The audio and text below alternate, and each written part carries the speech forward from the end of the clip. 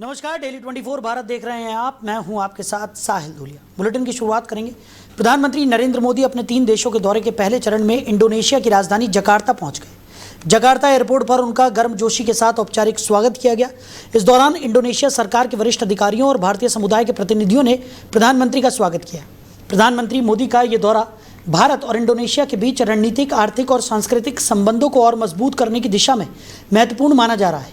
अपने प्रवास के दौरान वो इंडोनेशिया के शीर्ष नेतृत्व के साथ द्विपक्षीय वार्ता करेंगे। बैठक में व्यापार, निवेश, रक्षा सहयोग, समुद्री सुरक्षा, डिजिटल साझेदारी और क्षेत्रीय मुद्दों समेत कई अहम विषयों पर चर्चा होने की संभावना है। तो जकार्ता दौरे के बाद प्रधानमंत्री मोदी ऑस्ट्रेलिया और न्यूजीलैंड की यात्रा पर भी जाएंगे। इस दौरान विभिन्न द्विपक्षीय बैठकों, उच्च स्तरीय कार्यक्रमों और अन्य आधिकारिक आयोजनों में उनकी भागीदारी प्रस्तावित है। भारत की एक्ट ईस्ट नीति और इंडो पैसिफिक सहयोग के संदर्भ में इस विदेशी दौरे को अहम माना जा रहा है। सरकार को उम्मीद है कि इस यात्रा से भारत के इन 3 देशों के साथ राजनीतिक, आर्थिक और रणनीतिक संबंधों को नई मजबूती मिलेगी। वहीं अयोध्या में राम मंदिर चढ़ावा विवाद के बीच श्री राम जन्मभूमि तीर्थ क्षेत्र ट्रस्ट की अहम बैठक शुरू हो गई है। इस बैठक पर सभी की निगाहें टिकी है, क्योंकि हाल के विवाद के बाद कई महत्वपूर्ण मुद्दों पर चर्चा होने की संभावना जताई जा रही है। सूत्रों के मुताबिक बैठक में ट्रस्ट के वरिष्ठ पदाधिकारी चंपत राय और अनिल मिश्रा के इस्तीफों से जुड़े विषय पर भी चर्चा चल रही है। हालांकि दोनों नेता इस बैठक में शामिल नहीं हुए हैं। वहीं उत्तर प्रदेश सरकार के अपर मुख्य सचिव गृह संजय प्रसाद वीडियो कॉन्फ्रेंसिंग के माध्यम से बैठक से जुड़े हैं। बताया जा रहा है कि बैठक में अयोध्या के जिलाधिकारी यानी कि डीएम के प्रशासनिक अधिकारों को बढ़ाने के प्रस्ताव पर भी विचार किया जा सकता है। हालांकि इस संबंध में अभी तक कोई आधिकारिक निर्णय सामने नहीं आया है। बैठक के बाद ट्रस्ट के कोषाध्यक्ष गोविंद गिरी शाम करीब 5 बजे प्रेस कॉन्फ्रेंस कर सकते हैं, जिसमें बैठक में लिए गए फैसलों और विभिन्न मुद्दों पर आधिकारिक जानकारी साझा किए जाने की संभावना है। फिलहाल बैठक जारी है और इस्तीफों, प्रशासनिक बदलावों या अन्य प्रस्तावों पर ट्रस्ट की ओर से कोई आधिकारिक घोषणा नहीं की गई है। वहीं अयोध्या के श्री राम जन्मभूमि तीर्थ क्षेत्र ट्रस्ट की बैठक के बाद ट्रस्ट के कोषाध्यक्ष गोविंद गिरी ने चढ़ावा चोरी के विवाद पर महत्वपूर्ण बयान दिया। उन्होंने स्वीकार कर लिया है कि इस पूरे घटनाक्रम में बहुत बड़ी गलती हुई है और इससे करोड़ों राम भक्तों की भावनाओं को ठेस पहुंची है। गोविंद गिरी ने कहा कि चढ़ावे की व्यवस्था में कुछ खामियां थी, जिन्हें ट्रस्ट ने गंभीरता से स्वीकार कर लिया है।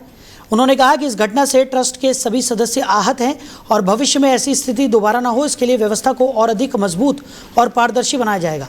कोषाध्यक्ष ने कहा कि श्री राम मंदिर करोड़ों श्रद्धालुओं की आस्था का केंद्र है और ट्रस्ट इस विश्वास को बनाए रखने के लिए पूरी जिम्मेदारी के साथ काम करेगा। उन्होंने भरोसा दिलाया कि चढ़ावे के प्रबंधन और सुरक्षा व्यवस्था की समीक्षा कर आवश्यक सुधार किए जाएंगे। बैठक में ट्रस्ट के सदस्यों ने घटना पर चिंता जताई और व्यवस्थागत कमियों को दूर करने पर चर्चा की। ट्रस्ट का कहना है कि श्रद्धालुओं के विश्वास और मंदिर की गरिमा सर्वोच्च प्राथमिकता है तथा भविष्य में ऐसी घटनाओं की पुनरावृत्ति रोकने के लिए प्रभावी कदम उठाए जाएंगे। जो समिति की बैठक हुई उसमें ये फैसला निकलकर सामने आया है और समिति ने स्वीकार किया है कि इस पूरे मामले में भारी चूक हुई है। तो चढ़ावा विवाद पर ट्रस्ट की पहली प्रतिक्रिया सामने आई, जिसमें चढ़ावा चोरी पर ट्रस्ट ने अपनी गलती यहां पर स्वीकार की है। गोविंद गिरी ने कहा है कि बहुत बड़ी गलती हुई, करोड़ों राम भक्तों की भावनाएं आहत हुई हैं। और इसी खबर पर ज्यादा चर्चा के लिए हमारे मैनेजिंग एडिटर रमेश ठाकुर जी हमारे साथ जुड़ गए। रमेश जी, पहली प्रतिक्रिया ट्रस्ट की सामने आ गई है और उसमें साफ तौर पर अपनी गलती स्वीकार करती हुई ट्रस्ट नजर आई है। गोविंद गिरी ने कहा है कि बहुत बड़ी गलती हुई है, करोड़ों राम भक्तों की भावनाएं आहत हुई हैं और आगे भविष्य में इस तरीके की पुनरावृत्ति ना हो, उसको लेकर ठोस कदम यहां पर उठाए जाएंगे। क्या कहेंगे सर? नहीं, देखो, सबसे बड़ी बात यह है कि इन्होंने अपनी गलती मानी, क्योंकि गलती मानने वाला हमेशा ये समझेगा कि उनके अंदर कम से कम ये इंसानियत तो है, उन्होंने गलती मानी है। अब दूसरी बात, जिस तरीके से दिलासा ये दे रहे हैं कि दोबारा से गलती नहीं होगी, लेकिन दूसरा मौका तो राम भक्त नहीं देंगे ना आपको। अब इसमें ठोस कदम की जहां तक बात आई जा रही, क्या इनको बाहर निकाला जा रहा है, पूरी व्यवस्था को रिफॉर्म किया जा रहा है, या जो ट्रस्ट है उसमें जैसे हम लोग पहले दिन से कह रहे हैं कि इसमें रिटायर्ड जज हो कोई या रिटायर्ड कोई आईएएस वगैरह हो, उसकी एक कमेटी गठित की जाए और जिसके नेतृत्व में जो मॉनिटर करे और सीसीटीवी कैमरे वगैरह जितने लगे वो पर डे उस पर जांच हो। इस तरीके की गलतियां दोबारा हो, क्या इस तरीके की कोई व्यवस्था बन रही है? मुझे लग रहा है इस पे भी जो अंधेरे बादल हैं उसको भी साफ करना चाहिए और जिसकी हम उम्मीद लगाए बैठे थे वो चीजें बाहर निकल के नहीं आ पाई हैं। जी।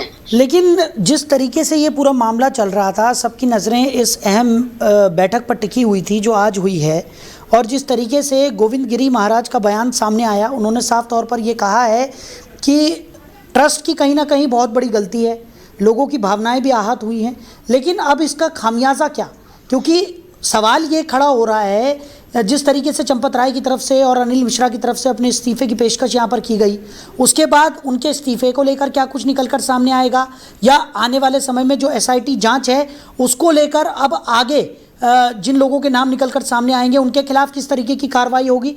अभी भी ये कई सवाल हैं जिनके जवाब जनता के सामने आने चाहिए, भक्तगणों के सामने आने चाहिए, क्योंकि भावनाएं जिनकी आहत हुई हैं उन्हें जानने का पूरा अधिकार है। देखिए साहिल, सारे सवाल अभी ज्यों के त्यों ही खड़े हुए हैं, किसी सवाल का जवाब मिल नहीं पाया है।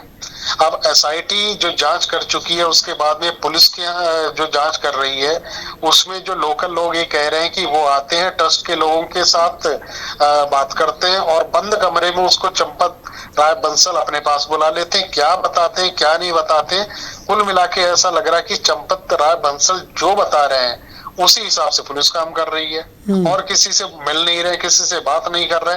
तो इससे तो वही है, किसी तरीके से आप लोग प्रोग्राम को जितना ये हुआ है पूरा एपिसोड, उसको मैनेज करने के लिए उसके ऊपर आप पर्दा डालने की आप कोशिश कर रहे हो। लेकिन सबसे बड़ी बात यह है कि इसमें सरकार का जो पक्ष है, जो सरकार का जो एक्शन होना चाहिए, वो बिल्कुल शांत दिखाई दे रहा है। अभी तक मुझे जहां तक लग रहा था, जिसपे पूरे देश की नजरें बनी हुई थी, भाई 3 बजे ट्रस्ट ने एक मीटिंग बुलाई है और उसमें चंपत राय बंसल और जितने भी आरोपी हैं उनके ऊपर विचार विमर्श करा जाएगा। भाई विचार विमर्श क्या करना, चोरी हुई है, एसआईटी ने सामने लाके रख दिया है और जितने भी आरोपी हैं वो रिमांड पे हैं, उनसे इंट्रोगेट किया जा रहा है, पैसे रिकवर हो चुके हैं। अब जितने भी आरोपी हैं उनको खदेड़ा जाए।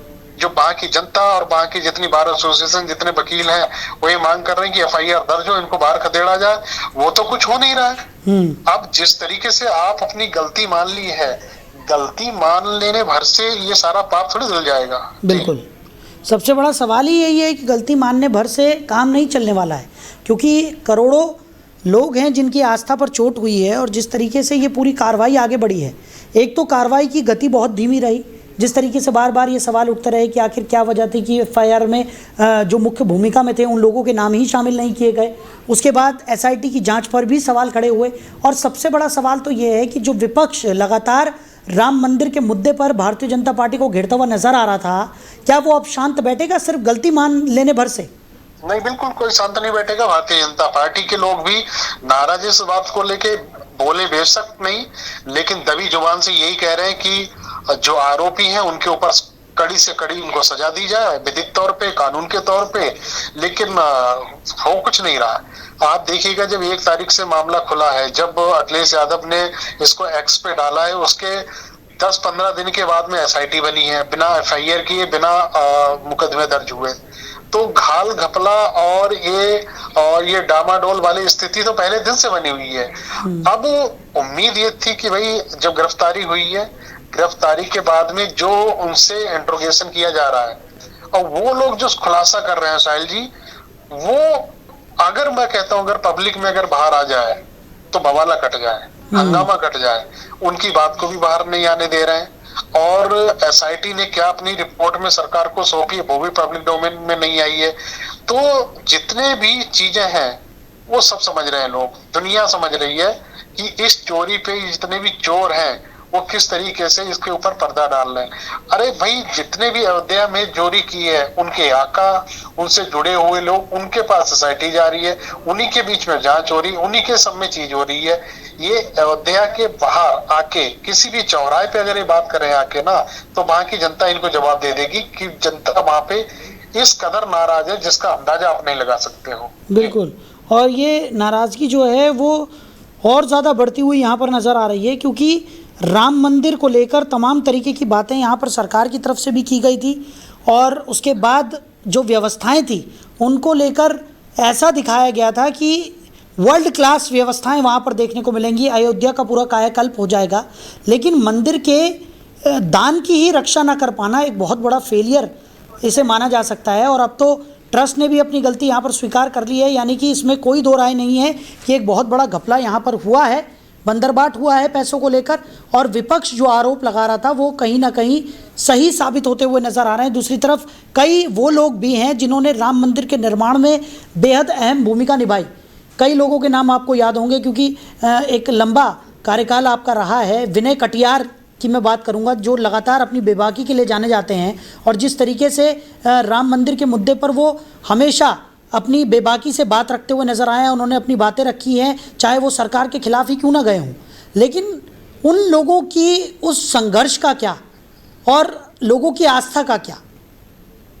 नहीं, आपने तो एक नाम लिया विनय कटियार, उससे पहले इस समय जो बड़े नाम है एल.के. आडवाणी साहब, उमा भारती और गुजर चुके सिंघल साहब, ये ऐसे नाम थे जिन्होंने राम मंदिर के लिए सब कुछ त्याग कर दिया। आज अगर उनकी दिल पे हाथ रख के अगर पूछो तो वो किस कदर नाराज है, इस कदर उनके अंदर गुस्सा है जिसका अंदाजा कोई नहीं लगा सकता है। आप सारी व्यवस्था एक व्यक्ति के ऊपर छोड़ दी, चंपत राय बंसल, और चंपत राय बंसल ने जो चीजों को चंपत करा है वो भी सब सामने है। आपने कहा कि मंदिर में सारी व्यवस्था है, मुझे जहां तक लगता है, जब मैं अभी पिछले साल जब गया था तो वो चीजों मैंने खुद आंखों से देखी, मुझे लगता है कि चप्पे चप्पे पे कैमरा है, पूरा मंदिर कैमरे से लैस है। आधुनिक जितनी भी टेक्नोलॉजी है सारी की सारी व्यवस्थाएं वहां पे लगी हैं। और ये भी है, यही इनके लिए भारी पड़ गया। अगर मैनुअल तरीके से कोई मंदिर होता, उसमें जैसे पूजा के पैसे वैसे होते हैं, तो उसको गिनते हैं और बोरियों में भर के एक जगह लगा देते, लेकिन उसमें जितनी भी चोरी हुई, कोई अपने मोजों में पैसे भर रहा है, कोई कहीं भर रहा है, वो सारे के सारे तीसरी कैमरे में, तीसरी आंख में सारे के सारे कैद हो गए। वो वीडियोज आप छोटे छोटे चंक के माध्यम से आपको सोशल मीडिया पे देख भी रहे होंगे। तो ये सब चीजों को आप बचा नहीं पाओगे, इस पे पर्दा नहीं डाल पाओगे। आप कितनी भी हीलाबाली आप करो और कितना भी कुछ करो, जो मैसेज जहां तक जाना था, आप बदनाम हो चुके हो, आप चोर साबित हो चुके हो। आपकी एसआईटी के नाम पे कुछ नहीं हो रहा है, मीटिंग के नाम पे कुछ नहीं हो रहा है, जो हो रहा है वो जनता को पहले ही पता है। जी चलिए रमेश जी, हमारे साथ जुड़ने के लिए और इस तमाम चर्चा के लिए आपका बहुत शुक्रिया। तो आपको बता दें कि चढ़ावा विवाद पर ट्रस्ट की पहली प्रतिक्रिया सामने आ गई है। चढ़ावा चोरी पर ट्रस्ट ने अपनी गलती यहां पर मानी है। गोविंद गिरी बोले बहुत बड़ी गलती हो गई और करोड़ों राम भक्तों की भावनाएं आहत हुई हैं। ट्रस्ट की तरफ से अपनी गलती मानते हुए ये बयान जारी किया गया है। वहीं लखनऊ में राम मंदिर चंदे में कथित गड़बड़ी के मुद्दे पर समाजवादी पार्टी के राष्ट्रीय अध्यक्ष अखिलेश यादव ने भारतीय जनता पार्टी पर तीखा हमला बोला। उन्होंने आरोप लगाया कि चढ़ावे, दान और चंदे पर पलने वाला गिरोह अब जनता के गुस्से का सामना नहीं कर पा रहा है और इसी वजह से उसके नेता घरों में छिपे बैठे हैं। अखिलेश यादव ने कहा कि भाजपा के अंदर सत्ता की लड़ाई खुलकर सामने आ चुकी है। उनके मुताबिक दिल्ली और लखनऊ के नेताओं के बीच वर्चस्व की खींचतान चल रही है और दिल्ली वाला गुट कोई योजना बनाता उससे पहले ही लखनऊ वाले गुट ने पूरे मामले की कमान अपने हाथों में ले ली। सपा प्रमुख ने इस मामले की जांच के लिए गठित एसआईटी पर भी सवाल उठाए। उन्होंने पूछा कि आखिर एसआईटी क्या है और इसकी जांच का नियंत्रण किसके पास है। उनका कहना था कि अगर इस मामले की जांच ईडी, सीबीआई या अफसर विभाग जैसी केंद्रीय एजेंसियों से कराई जाती तो जांच की जवाबदेही और पारदर्शिता अधिक स्पष्ट होती। अखिलेश यादव ने दावा किया कि पूरे घटनाक्रम के पीछे भाजपा के अंदर चल रही सत्ता की लड़ाई दिखाई दे रही है और यही वजह है कि जांच को लेकर भी कई सवाल खड़े हो रहे हैं। वहीं उत्तर प्रदेश के प्रयागराज में मुख्यमंत्री योगी आदित्यनाथ ने अशोक सिंघल समेत 3 प्रमुख हस्तियों की प्रतिमाओं का लोकार्पण किया। इस अवसर पर आयोजित कार्यक्रम में जनप्रतिनिधियों, संत समाज, प्रशासनिक अधिकारियों और बड़ी संख्या में स्थानीय लोग मौजूद रहे। मुख्यमंत्री योगी आदित्यनाथ ने प्रतिमाओं का अनावरण करते हुए कहा कि महान व्यक्तित्वों का जीवन समाज को प्रेरणा देने का कार्य करता है। उन्होंने कहा कि ऐसे महापुरुषों के विचार, योगदान और आदर्श आने वाली पीढ़ियों को राष्ट्र सेवा, सामाजिक समर्पण और सांस्कृतिक मूल्यों के प्रति जागरूक करते रहेंगे। सीएम योगी ने कहा कि उत्तर प्रदेश सरकार उन विभूतियों को सम्मान देने के लिए प्रतिबद्ध है जिन्होंने समाज और राष्ट्र के निर्माण में महत्वपूर्ण योगदान दिया।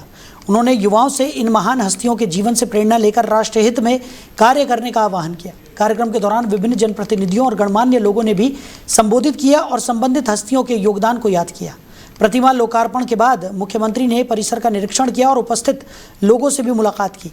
यह आयोजन प्रयागराज में सांस्कृतिक और सामाजिक दृष्टि से महत्वपूर्ण माना जा रहा है, जिसमें बड़ी संख्या में लोगों ने भाग लेकर महान विभूतियों को श्रद्धांजलि अर्पित की। वहीं राजस्थान के जोधपुर में भारतीय वायुसेना की बहुप्रतीक्षित एयर एक्सरसाइज तरंग शक्ति का आयोजन 28 सितंबर से 10 अक्टूबर के बीच होने की संभावना है। प्रस्तावित सैन्य अभ्यास को लेकर तैयारियां तेज होने की खबर है। हालांकि कार्यक्रम की अंतिम विधियों और विस्तृत शेड्यूल की आधिकारिक घोषणा अभी बाकी है। सूत्रों के अनुसार इस बड़े एयर एक्सरसाइज के दौरान भारतीय वायुसेना अपनी परिचालन क्षमता, समन्वय और आधुनिक युद्धक रणनीतियों का अभ्यास करेगी। इस दौरान विभिन्न लड़ाकू विमान, हेलीकॉप्टर और अन्य सैन्य संसाधनों की भागीदारी रहने की संभावना है। यह अभ्यास वायुसेना की युद्धक तैयारियों को और मजबूत करने की दिशा में महत्वपूर्ण माना जा रहा है।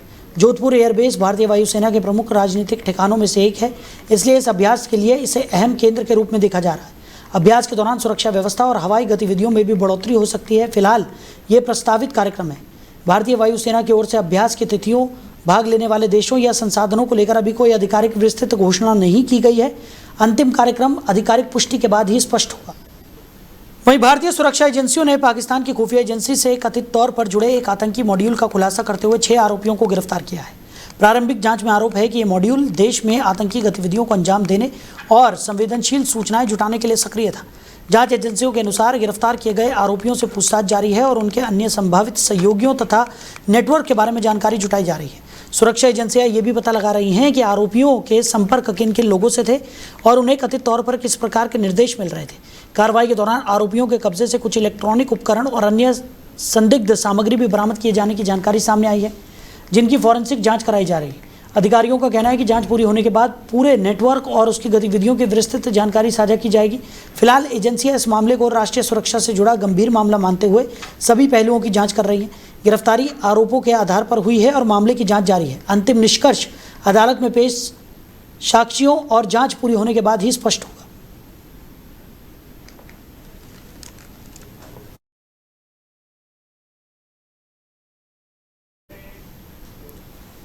तो फिलहाल इस बुलेटिन में मेरे साथ इतना ही। आप बने रहिए। नमस्कार।